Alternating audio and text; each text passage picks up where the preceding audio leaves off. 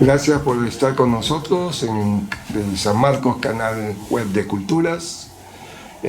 Queríamos conversar contigo, Linda, sobre tu proyecto de vida, que es el rescate de esta memoria de las mujeres. Cuéntame cómo fue que surgió en tu profesión esta visión, esta necesidad, esa búsqueda de recuperar esta memoria frente a toda la realidad que sufren las mujeres en el Perú desde ahora y hace siglos. Cuéntanos un poco. El tema es que realmente vivíamos o hemos vivido en una sociedad que marginó, silenció y ocultó a las mujeres. Y tomé conciencia de ello en la década del 80, cuando las mujeres hicimos la revolución de las calles y al salir la pregunta era ¿quiénes eran? ¿Cuál era nuestra historia? Estamos hablando de 1980, ¿no? Y es ahí cuando evoco las grandes unidades escolares, Mercedes Cabello Carbonera, Elvira García García. Yo decía, ¿quiénes son? ¿Qué fueron? ¿Qué hicieron? Vine a mi casa y empecé con Basadre y decidí en ese momento meterme en la biblioteca y empezar a rastrear la memoria de estas mujeres. Lo asombroso era que estas mujeres habían hecho bien y una cosa,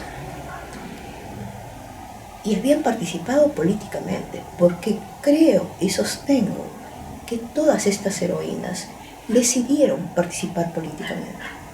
Son actos que fue otra mirada, fue una circunstancia política,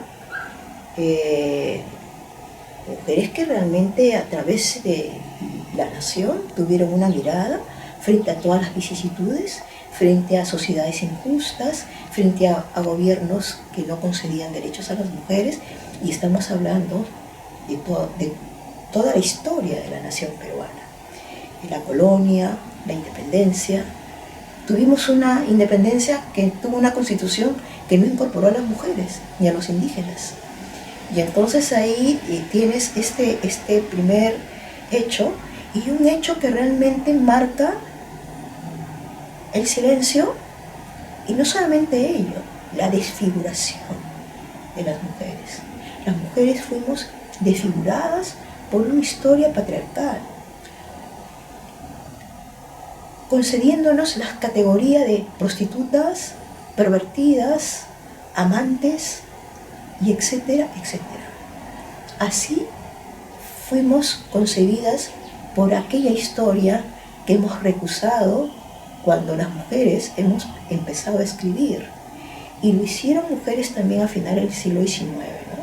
Mercedes Cabello Carbonera, Teresa González de Fani, Elvira García García, Mercedes Cabello, María Jesús Alvarado, mujeres deslumbrantes, mujeres fuera de episodio, es decir, heroínas peruanas, que, como dijo mi libro, que se publicó el 26 de julio del 2021, este fue el libro, ¿no?, que rescata, y dije yo, los títulos, dije, heroínas, sí, fueron heroínas, y le puse el nombre y arranqué con eso, y ha sido espectacular, porque este libro ha tenido bastante reconocimiento, y una cosa muy importante, que las jóvenes lo han comprado con sumo cariño, ¿no?, y lo han hecho suyo, ¿no? Linda, es a través de tus libros que nosotros entramos a un mundo de lucha, de dignidad, de conciencia de las mujeres en las diversas épocas que les tocó vivir. Tú nos has regalado un esfuerzo tremendo de trabajo y de investigación, y has podido pintar y contarnos quiénes fueron y cómo fueron estas mujeres. Cuéntanos un poco esta investigación tuya, cuéntanos un poco estos mundos que tú descubres a través de la vida de estas hermosas y grandes mujeres peruanas. Sí, mujeres que tienen una categoría de ser particulares, fuera de su tiempo, mujeres que caminan de una forma, que ríen de una forma, que escriben de una forma, que tienen una lucha. Son particulares, son singulares. A mí me subyugan, son mujeres que subyugan realmente. Escucharlas, leerlas, investigar sus novelas, sus ensayos, sus escritos, Entonces fueron mujeres, además de lo que algo no se ha dicho, Mario, que es el tema, que lo concibo de esta manera, que ellas todas fueron mujeres políticas, que decidieron, tomaron conciencia del lugar que les tocó vivir y que realmente ansiaban conquistar la justicia y la igualdad de derechos para las mujeres. Y se dieron cuenta que eran gobiernos que no eran gobiernos patriarcales, eran gobiernos machistas, gobiernos que, mira, todo el siglo XIX las mujeres estudiaron hasta el tercer año. La educación era una educación para los hombres y una educación para las mujeres. La mujer estaba condenada a vivir puertas adentro. No fueron mujeres, no podían ir ni siquiera a la plaza, no podían vender, no podían hacer un contrato, tenía que el esposo firmar por ellas. Ellas eran unas niñas. Eso hemos vivido hasta entrado el siglo XX. Entonces, ¿qué hicieron ellas? Ellas, como he dicho en la Feria Internacional del Libro, las mujeres estuvimos siempre en revolución. Las mujeres siempre estuvieron en revolución. Y lo dice y lo afirma Magda Portal en este último libro que he presentado el día domingo a las 3 de la tarde en la Feria Internacional del Libro. Ella dice, Señor, en una entrevista que le hacen, Señor, usted no me ha entendido. Las mujeres estamos en revolución y usted tiene que entenderlo. Y yo creo que no solamente fue aquella etapa de los 80, sino yo que ahora he investigado y que he estudiado a cada una de ellas a fondo y me vinculo a ellas como si estuvieran marcadas en mi vida, porque son muchos años que he entregado a la investigación. Y entonces ellas hicieron política, ellas hicieron revolución en el momento que les tocó vivir.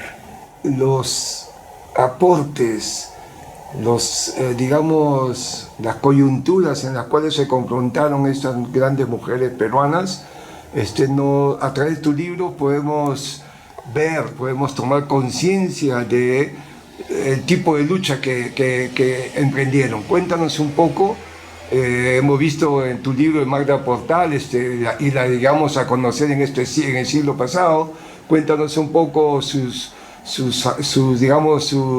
planteamientos, sus búsquedas, sus derechos, a qué y cómo ellas, a nivel constitucional, por ejemplo, qué luchas emprendieron, a nivel de derechos humanos, etcétera, ¿no? Del maltrato a la mujer, y sobre todo la situación política, ideológica y a nivel de educación.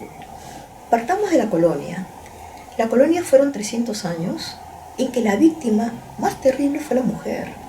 Una por ser indígena y otra por ser mujer. Y estaban advertidas las mujeres por la corona española de que tenían que continuar y obedecer a la corona y no salir de sus casas, si no iban a ser cruelmente castigadas, ¿no? El castigo era permanente, ¿no? Entonces era un poco una imposición del miedo a ellas, ¿no? A las mujeres. Sin embargo, no solamente con Túpac Amaru y Micaela Bastidas se da la gran revolución de 1870, sino que antes habían habido también luchas, como 100 rebeliones anteriores a Túpac Amaru. Pero en la de Túpac Amaru, ella, la mujer, en la persona de Micaela Bastidas, que nace en Pampamarca, Cusco, y que se conoce muy jovencita y que hacen un amor tan bonito con Túpac Amaru, tienen 3 hijos, y mira que a los hijos ella entiende y dice, y él también, que sus hijos no iban a estudiar en la escuela de caciques, porque la escuela de caciques hacía una enseñanza para que realmente estos hijos de caciques no pudieran rebelarse. Quiebran todos los esquemas y ella quiebra todo el esquema respecto a las mujeres. Y ella se engalana como una protagonista de esta lucha. Entonces el 4 de noviembre, ¿no? Es el alzamiento de ellos y el grito de libertad, ¿no? Que pronuncia y el programa. Pero ella ayuda muchísimo.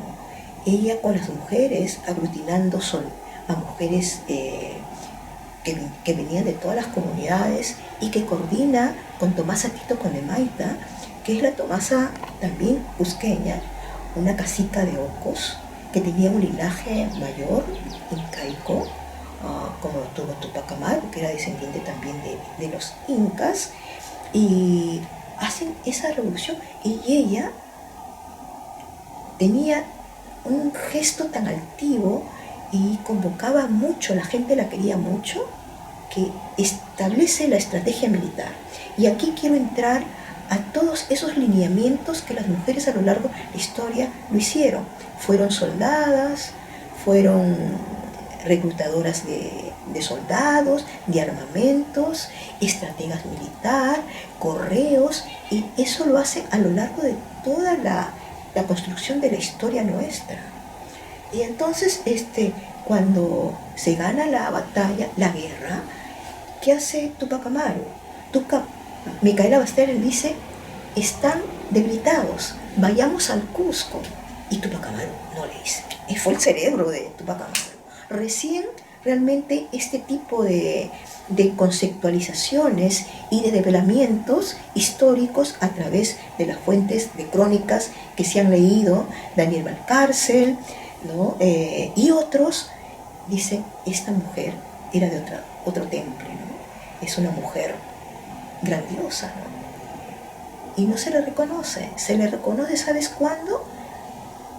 Se le silencia, solamente se habla de Tupac Amaru y no de Micaela Bastidas. Y solamente Elvira García hace un libro, La mujer a través de la historia, y ahí ella la coloca y dice, ella fue Micaela Bastidas. A partir de aquello empiezan algunas investigaciones respecto a esta mujer grandiosa, esta heroína cusqueña, esta heroína de Pampamarca, ¿no? Que muere trágicamente, ¿no? Que fue el hecho que consuma lo que yo al escribir es la colonia consuma su crueldad contra las mujeres en esa muerte a Micaela Bastidas, que era una mujer bella, que tenía un cuello muy alargado, descendiente de africanos, ¿no? Entonces el cuello no podían matarla, entonces la jalan, le cortan la lengua. Bueno, fueron los españoles bastante cruentos con nuestra Micaela Bastidas. Pero hay una cosa, que era una mujer altiva. Cuando ella la convocan después de arrastrarla y después de torturarla, ella sube al tabladillo donde iba a ser ejecutada con una dignidad, ¿no? Ella le había dicho a Tupac Amaru en una carta, yo no aguanto más.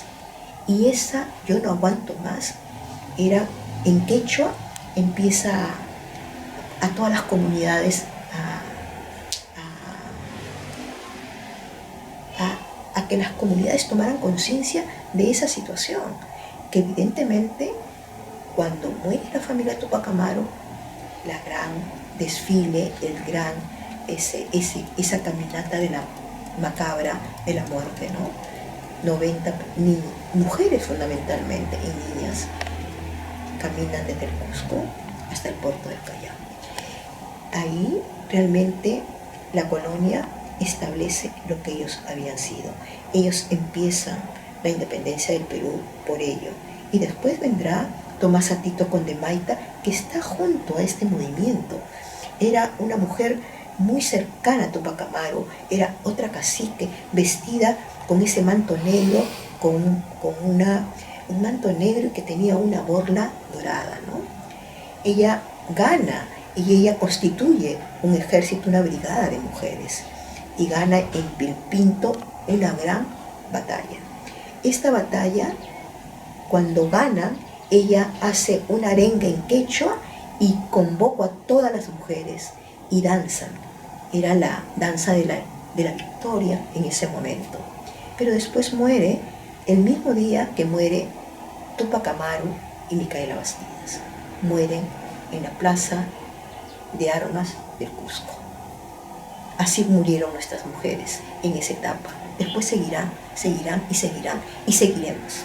Esta visión tuya de rescate y de traernos a la memoria y sobre todo con hechos concretos en base a tus investigaciones de la vida y los aportes de estas mujeres, nos llegan a preguntarte sobre tu gran libro, sobre estas heroínas. Cuéntanos un poco cómo tú articulaste estas investigaciones y lograste darnos al detalle cómo eran ellas y por qué y sus luchas. Cuéntanos un poco, por favor. Siempre estuve atenta y leyendo, y donde iba buscando información y libros que realmente me permitieran, y tenía escritos. Tengo muchos textos desde la hemeroteca de aquella época, en 1981, cuando me rebelo y me voy y digo, yo tengo que saber quiénes eran ellas. Y después una larga vida, muchos años, para realmente poder escribir estas 400 páginas de 15 mujeres en las que relato su vida, su obra, sus sueños, y cómo finalmente casi todas mueren en el olvido y en situaciones trágicas de abandono. De las 15 mujeres que están en este libro, casi todas hay 4 mujeres de Lima, el resto son de las provincias, de los departamentos que ahora llamamos regiones. Entonces, ha sido así. Me interesa mucho, por ejemplo, otro libro que tengo, Manuela Sáenz, la heroína olvidada, Manuela Sáenz es una mujer de América Latina. Ella no tiene nació en Quito, pero vivió casi toda su vida acá y luchó por la independencia con toda su alma. Desde que llegó a los 22 años, se incorporó en las tertulias patrióticas y no ceja hasta que conoce a Bolívar. San Martín le otorga una condecoración y luego ella viaja a Quito por un tema familiar, una herencia, y se va con sus 2 criadas y ahí conoce a Bolívar. Y fue un amor que es de película, un amor que yo concebí ese amor como un amor no solamente físico, sino un amor de ideales. Era un amor de compromiso, era un amor de ser su asistenta, de él cuidarla, un amor bellísimo entre Manuela y Simón Bolívar, Manuela Sáenz y Simón Bolívar. Pero ella es criticada fervientemente por la aristocracia, ¿no?, que no quería la libertad, y las mujeres, porque las mujeres eran cucufatas, porque sabes que acá en Lima había un gobierno aristocrático muy vinculado a la iglesia, y realmente son los que imponían las conductas y la moral, y Manuela Sáenz era una inmoral, porque había sido casada con un hombre que le doblaba la edad, y que ella después se enamora. Era el James Thorne, que era el inglés, que el padre de la casa.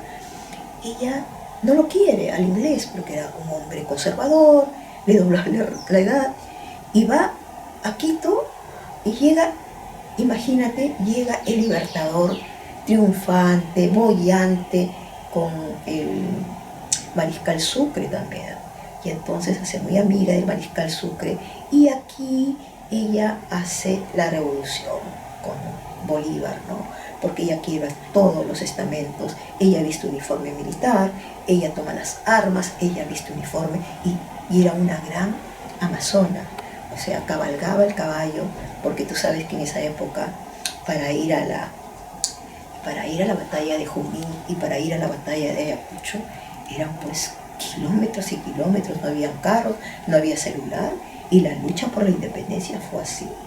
Y ella se enfrenta a todo ese tipo de desafíos que ella tuvo, ¿no?, y que decide finalmente, ante tanto boicot que tuvo la independencia, que tuvieron los libertadores para construir la nación que tuvimos, que no fue perfecta, y ahora nos damos cuenta más que hubieron muchas falencias en este concepto, que los criollos tomaron el poder, que los criollos se convirtieron en una aristocracia, ¿no?, que finalmente se hace conservadora, y que ella en esa circunstancia decide irse a la batalla de Junín primero y la batalla de Ayacucho.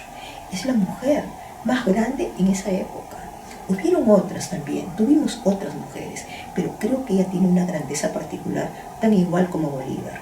Y nos vamos a finales del siglo XIX, donde encontramos a Mercedes Cabello Corbalera. Mira que los años habían pasado, había la Constitución, no había sido una Constitución ajena a los derechos de las mujeres tuvieron que construir sus mismos derechos, porque la educación era una educación nefasta para las mujeres, como le he dicho anteriormente. Las mujeres no podían hacer contratos, no tenían condición civil, condición política, no tenían ningún derecho. Entonces ella, ¿qué hace Mercedes Cabello Carbonera? Ella es moqueguana, es una mujer de la aristocracia, sabe perfectamente el francés porque eran aristócratas, y ella cuando llega a Lima a los 23 años con su familia, ella dice, yo voy a luchar por la emancipación de la mujer. Y lo hace contribuyendo en periódicos, escribiendo por la libertad de la mujer. ¿Y qué crees que encuentra? Encuentra a todo el machismo intelectual consumado que le hace la vida imposible. Se casa con un hombre que era un dandy, que visitaba los prostíbulos y tiene la sífilis. Y seguramente al final de su vida, esta gran escritora que incorporó la novela social en el Perú, donde dibujaba las circunstancias que vivía esta sociedad ajena al campesinado, ajena a las mujeres, ajena al indígena, y que se regocijaba de aquello que habían tenido toda la vida. Esta aristocracia cuyo nacimiento tiene su origen en la colonia, ¿no? Estos siguen pensando de igual manera, y fueron estas mujeres, como Mercedes Cabello, que los ponen en su lugar, pero hay una campaña terrible contra ella, de periódicos, de hombres, Ricardo Palma y otros más, ¿no? Ricardo Palma era un machista, no era un tipo, ¿no?, democrático, que ansiaba una nación que incorporara a los indígenas y a las mujeres y a los afro, aunque él era afrodescendiente, ¿no?, de sus padres, o por allí. Pero en fin, ¿qué ocurre con ella? Al final de su vida muere en el manicomio, en 1918. Y muere ese mismo año también Clorinda Mato de Turner. Ambas mueren en 1900. Una en Argentina, exiliada por Pierola, y Mercedes Cabello, que realmente fue tan golpeada por esta aristocracia intelectual que convivía con el gobierno de ese entonces, ¿no? Luego de próximos a la guerra con Chile, ¿no? Bueno, no vamos a hablar de las miserias de esta aristocracia que abrieron las puertas a que realmente hubiera una guerra, que nos encontró un país tan debilitado, sin una clase política fuerte, ¿no?, con tantos problemas económicos, ¿no?, el guano, bueno, en fin, es lo que tenemos y es lo que seguimos teniendo en nuestro país, ¿no? Tú eres sanmarquina neta. Orgullosa de ser sanmarquina. Cuéntanos un poco tu experiencia como sanmarquina, como profesional, como estudiante. Yo creo que San Marcos me marca mi vida. Yo creo, San Marcos tiene una estirpe, una forma de ser. Creo que tengo una forma de ser sanmarquina. ¿Qué es una forma de ser sanmarquina para mí, en lo que yo soy? Soy muy definida, soy un rebelde, soy una mujer, una luchadora de toda mi vida. Y entonces, eso me hizo San Marcos. San Marcos me entregó, me hizo ver que era nuestro país. Y tú veías, yo venía de un colegio particular de monjas, y tú veías ahí sectores sociales determinados, pero me encantó, yo fui feliz con ellos, un cariño. Yo tengo ese cariño, no solamente a la gente con la cual yo estudié, también a los profesores, ¿no? Me encuentro con algunos, ¿no? Con Germaná, por ejemplo, ¿no? César Germaná de Ciencias Sociales, ¿no? Manuel Burga, tantos profesores y otros, ¿no? Raimundo Prado, esa gente que te ha formado tu conciencia, ¿no? Porque es tu conciencia, ¿no? Te forma de esa manera y tú eres de esa manera. Y hay una cosa que es muy importante para la gente que me escucha: ser consecuentes. Pueden ofrecerte cualquier cosa, pero no, hay que ser consecuente en honor a San Marcos, en honor a San Marcos, en honor a toda esa gente, en honor a esa universidad, la más antigua de América, ¿no? San Marcos es para mí San Marcos.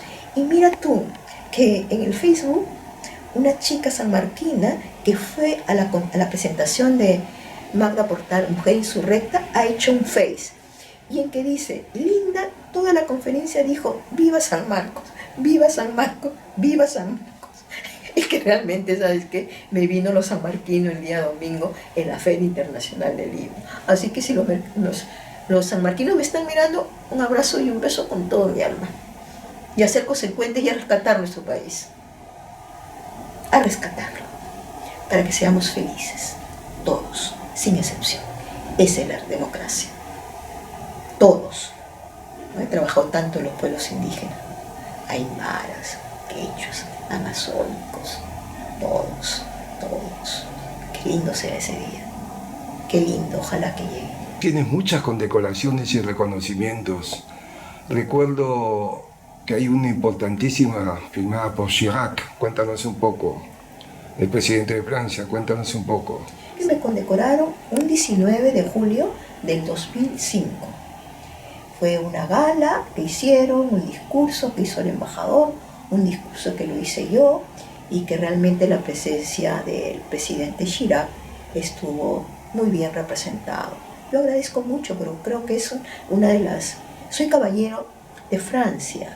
Es un galardón importante que se le da a ciertas personalidades, ¿no?, del mundo, ¿no?, en el ámbito de la cultura, ¿no? Y eso es, y tengo ahí, has visto la condecoración, tengo ahí una medalla y tengo una cosita que uno se pone cuando es el 14 de julio y uno va a la embajada a la recepción. Así que fue realmente maravilloso. Ese equipo de franceses lo llevo en el corazón. A veces me escriben, son personas muy agradables. Me tocó ese equipo muy agradable, me quisieron mucho y yo a ellos, y fue un trabajo realmente bastante serio. Sí, esto es significativo, ¿no? Esta medalla y el diploma que lo han visto ustedes ahora, esto fue creado por Napoleón Bonaparte en 1802. Él creó la Legión de Honor. Es una legión que tiene una oficina, es una institución francesa, ¿no?, que condecora a las personalidades más importantes en el ámbito civil, militar, cultural, ¿no? Y en ese sentido, realmente estoy muy agradecida al gobierno francés por esta condecoración, esta distinción que se me dio y que lo guardo entrañablemente en mi corazón, ¿no?, por el significado que tiene de haber sido seleccionada, como me dijeron, la embajada en ese momento cuando se me otorgó, que eran muchas personas que realmente eran seleccionadas y que después hacían una selección más particular, ¿no? Y en esa selección particular una peruana que fue distinguida con esta condecoración de la Legión de Honor, que se llama Caballero de Francia. Pero como ese caballero no tiene traducción, porque es singular y es femenino y masculino, a veces le dice el caballero de Francia y la mujer también caballero de Francia. Es por ello que estoy infinitamente agradecida. Cuéntanos tu futuro, ¿en qué estás ahora? ¿En qué estás trabajando? ¿Qué estás investigando? ¿Cuál es tu próximo libro? Bueno, tengo un proyecto que es de investigación y este proyecto continúa lo que es este libro, que es la otra parte del otro libro, que seguramente va a ser publicado en el 2024. ¿no? Evidentemente, al investigar encuentras otras mujeres, que no quiere decir los nombres, porque va a ser realmente el día que presente estas mujeres que lucharon por la independencia. y que, como he dicho, fueron decisiones políticas que las mujeres en esa época ya habían tomado, y no solamente ahora. Yo creo que, bueno, creo que mi vida está vinculada a las luchas de las mujeres. Creo que las mujeres hemos alcanzado algunos logros, no todos.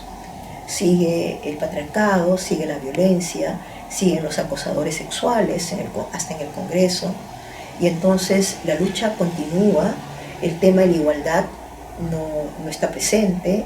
Hemos alcanzado algunas libertades, no todas, y creo que las jóvenes, tú sabes que el feminismo de los 80 es diferente al feminismo de los 90, es diferente ahora el feminismo de esta época. Hay muchas jóvenes, hay muchas feministas y hay muchos grupos, hay muchos colectivos, ¿no? Creo que ellas tienen un papel relevante en sus quehaceres, ¿no? Algunas se dedicarán a la danza, al teatro, a la docencia, al trabajo, a escribir, porque creo que la tarea de escribir y seguir bregando a fin de rescatar la memoria histórica de las mujeres, si bien es cierto que de alguna manera la he iniciado en este país y que ahora hay algunas jóvenes, como he escuchado en la FIL, que están continuando con esto, aunque no te mencionan, ¿no?